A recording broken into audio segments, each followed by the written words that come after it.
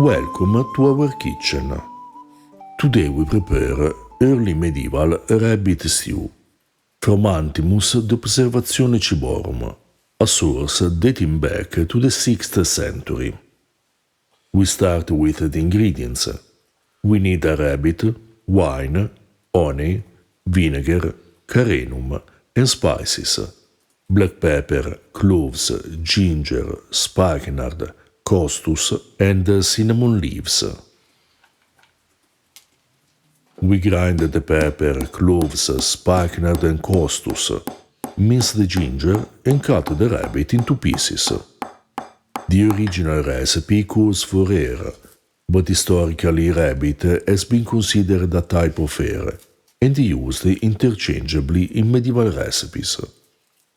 The Observatione Ciborum only contains general instructions for making a healthy hare dish, without providing complete directions about the preparation.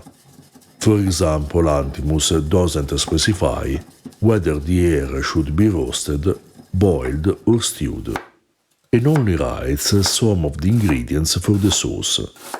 This is often the case with Anthimus' book, which is a letter to the king of the Franks, halfway between a dietary handbook and a cookbook. Although the text contains full recipes, Anthimus generally aims to instruct on the principles of healthy cooking for the most common foods among the Franks. We stew the rabbit in a mixture of water, wine, vinegar, and caroenum, with a little honey and the spices. We cooked it for about an hour, but it may need longer, depending on its size. The hare recipe is very short and only instructs to prepare a young hare with a sweet sauce, containing ginger and cloves, then costus, spikenard, and cinnamon leaves. To complete the sauce, we added ingredients used in other recipes in the Observatione Ciborum: black pepper, wine, vinegar, honey, and caroenum, which is concentrated grape juice.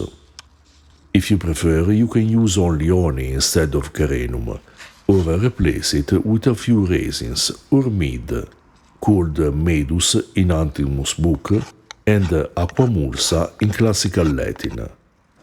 Cinnamon leaves are optional in the text. If you don't have costus or spikenard, you can omit them, although spikenard can be replaced with lavender, which was considered a type of nardus in the Middle Ages and Renaissance. To learn about Anthimus and his recipes, read our book, The Observatione Ciborum, Early Medieval Recipes at the Court of the Franks, which is one of the few surviving culinary sources from this period. For more information about the preparation of meat throughout the centuries, read Early Italian Recipes, Meat, Meatballs and Sausages, which includes recipes from the Antiquity to the end of the Renaissance, selected from primary sources, and accompanied by an extensive introduction to the ingredients and their preparation.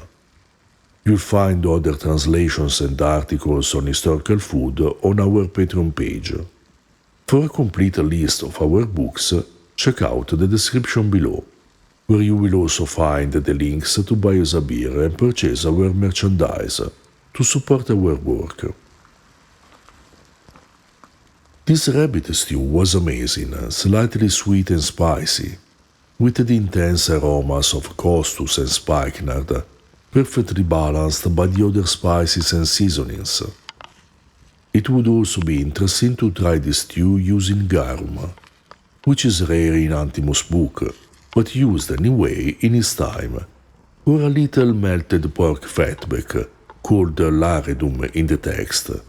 Although the author tends to avoid cooking fats in his preparations, the popularity of laredum is one of the most significant differences between ancient Mediterranean cuisine and the traditions of the Franks. We paired the rabbit stew with semolina polenta, a dish that we found in Anthimus' book, simply made with goat's milk and semolina. This dish also goes well with some side dishes from the Observatione Ciborum, such as endive salad.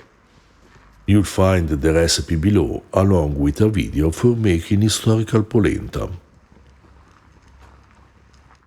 If you're interested in ancient foods and flavors, subscribe our channel and consider supporting us on Patreon.